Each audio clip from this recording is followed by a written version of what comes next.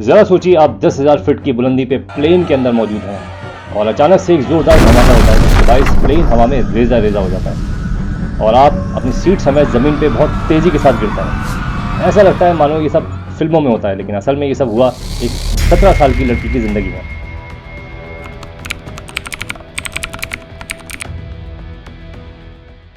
Julian कॉपके साल 1954 में Peru के शहर लिमा में पैदा हुई। उसके फादर हैंस विल्हेम जो कि जर्मन के एक मशहूर बायोलॉजिकल साइंटिस्ट थे। उसकी मदर मारिया कॉपके जो कि ऑर्निथोलॉजिस्ट थी, यानी एक बर्ड साइंटिस्ट थे। जूलियन अपने पेरेंट्स के साथ जंगल में रहती थी और बचपन से ही वो एनिमल और नेचर के करीब थी। साइंस और जंगल की दुनिया उसके लिए अजीब नहीं थी। वो इसी फॉरेस्ट में पली जो बाद में उसके सर्वाइवल में सबसे ज़्यादा मददगार साबित हुआ। 24 दिसंबर 1971 यानी कि जूलियन की ग्रेजुएशन से ठीक एक दिन के बाद जूलियन और उसकी मदर मारिया कॉपके क्रिसमस ईव मनाने के लिए अपने हस्बैंड हैंस विल्हेम कॉपके के पास जा रहे थे, जो कि एक रिसर्च के सिलसिले में पुकेल्पा में अमेजोनियन फॉरेस्ट में थे। क्रिसमस के सीजन की वजह से तकरीबन तमाम की तमाम फ्लाइट्स ऑलरेडी बुक थी, लेकिन इनको इसी दिन ट्रैवल करना जरूरी था क्योंकि अगले ही दिन क्रिसमस थी। जूलियन के फादर बहुत एक्साइटेड थे और अपनी फैमिली का वेट कर रहे थे, लेकिन उन्होंने अपनी फैमिली को ये एडवाइस की थी कि जो भी एयरलाइन मिले आप उससे ट्रैवल करने, लेकिन लेंसा को छोड़ के, क्योंकि उस टाइम लेंसा के जहाज़ों की रेपुटेशन सही नहीं थी।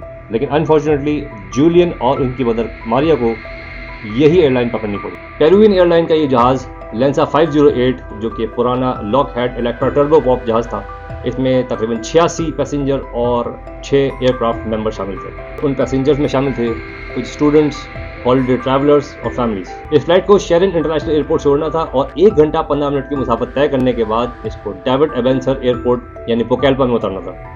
जूलियन और उसकी माँ को सीट मिलती है 19F और 19E। जूलियन ने उस दिन अपना फेवरेट व्हाइट ड्रेस पहना था जो उसने खास तौर पे क्रिसमस के लिए बनवाया था। जहाज में तमाम पैसेंजर्स में एक खुशी का माहौल था, लेकिन आसमान पे कुछ और ही तैयार हो रहा था।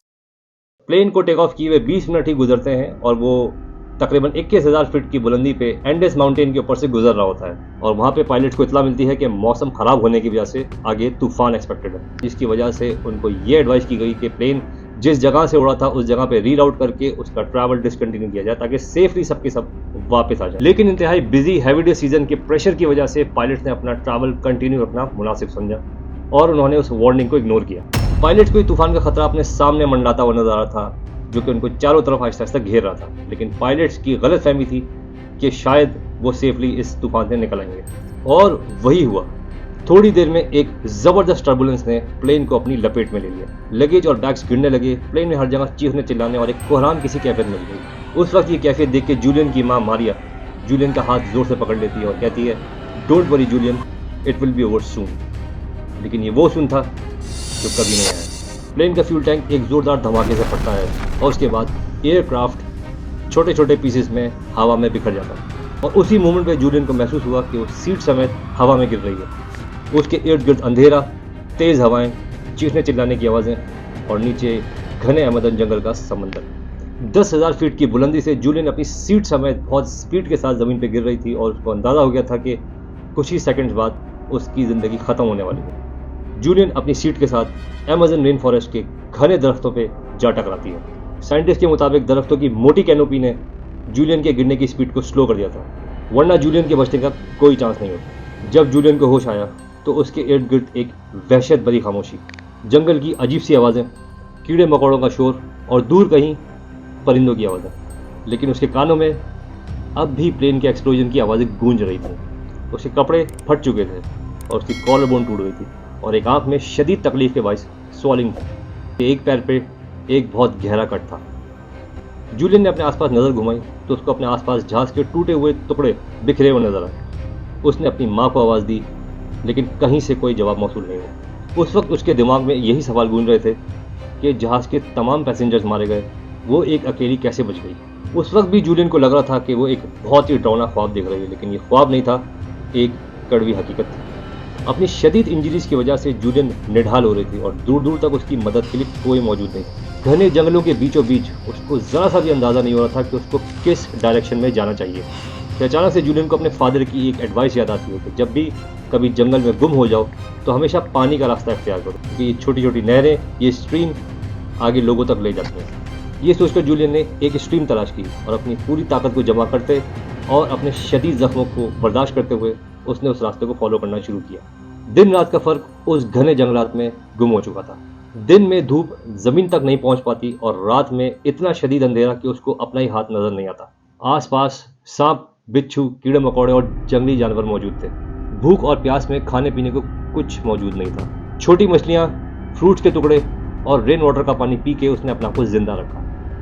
जूलियन के लिए उसका दुश्मन उस जंगल का खौफ नहीं था, बल्कि उसका सबसे बड़ा दुश्मन उसका वो गहरा घाव, वो गहरा कट था जो उसके पैर में था, जिसके बायस छोटे छोटे कई कीड़े मकोड़े उसमें घुस रहे थे, जो जूलियन की तकलीफ को और बढ़ा रहे थे। उस समय जूलियन को अपने फादर की एक और बात याद आती है कि जंगल में वर्कर्स इन छोटे मोटे कीड़े मकोड़ों से बचने के लिए केरोसिन का इस्तेमाल करते थे। अपनी इन तकालीफ को बर्दाश्त करते करते वो इस स्ट्रीम को, उस नदी को फॉलो करते करते आगे बढ़ती रही और बिल आखिर आगे चलते चलते उसको एक छोटी सी हट नजर आती है जहाँ पे उसको मिलता है केरोसिन का केन।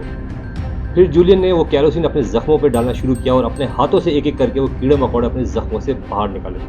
तकलीफ की शिद्दत से जूलियन चीखती रही, चिल्लाती रही, लेकिन उसको उसकी ज़िंदगी बचाने का कोई और तरीका नज़र नहीं आया। फिर वो दोबारा उस स्ट्रीम को फॉलो करते हुए मज़ीद आगे बढ़ती है। हर दिन जूलियन के लिए एक नया चैलेंज लेके आता था, कभी भूख, कभी बारिश, कभी इंसेक्ट्स। हर रात जूलियन को लगता था कि शायद अगली सुबह उसकी आंख ना खुल पाए। 10 दिन तक लगातार चलते रहने के बावजूद बिल आखिर 11वें दिन जूलियन को एक वुडन हट नज़र आती है जो कि जंगल में वर्कर्स की थी।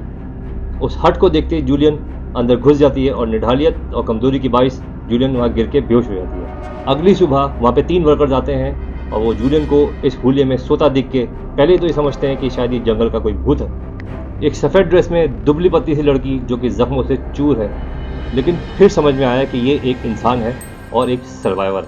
उन्होंने जूलियन को रेस्क्यू किया, उसके जख्मों का इलाज किया और फिर उसको बेटर ट्रीटमेंट के लिए अस्पताल मुंतकिल किया। कुछ अरसे अस्पताल में जेर इलाज रहने के बाद जूलियन कॉप के फिजिकल ठीक तो हो गई, लेकिन उसका दिल पूरी तरह टूट चुका था जब ये खबर उसको मिली कि उसकी माँ मारिया कॉप भी उस प्लेन क्रैश में ना बच सकी। जूलियन की जिंदगी आगे बढ़ी, लेकिन उसका ये ट्रॉमा उसके साथ हमेशा रहा। अपने उस ट्रॉमा को उसने अपनी एक ताकत बनाया, अपनी स्टडीज कंटिन्यू की और अपना PhD कंप्लीट किया। आज जूलियन एक मशहूर बायोलॉजिस्ट है और अपना रिसर्च नेचर कंजर्वेशन के लिए डेडिकेट करती है। फिर उसने अपनी कहानी दुनिया के साथ शेयर करने के लिए एक किताब लिखी जिसका नाम था when I fell from the sky, जिसपे बाद में एक फेमस जर्मन फिल्म मेकर ने एक डॉक्यूमेंट्री बनाई विंग्स ऑफ होप के नाम से। जूलियन की कहानी एक सिंपल लेकिन एक पावरफुल मैसेज देती है। सर्वाइवल सिर्फ ताकत का गेम नहीं, ये हिम्मत, नॉलेज और विल पावर का इम्तिहान है। एक 17 साल की लड़की जो कि 10,000 फीट की बुलंदी से गिर कर भी जिंदा रही, जो 11 दिन तक घने जंगलों के अंधेरों में अपने जानलेवा जख्मों के साथ लड़ती रही, जो आज दुनिया के लिए एक जिंदा मिसाल है। इंसान अगर चाहे तो अपनी विल पावर और अपनी हिम्मत के बलबूते पे जिंदगी के मुश्किल से मुश्किल वक्त में भी कामयाब हो सकता है। तो ये उम्मीद है कि आपको ये वीडियो अच्छी लगी होगी और अगर अच्छी लगी तो इसको एक लाइक जरूर कीजिएगा। इसके साथ ही अपना बहुत ख्याल रखिएगा। मिलते हैं इंशाल्लाह अगली वीडियो में। अल्लाह हाफ़िज़।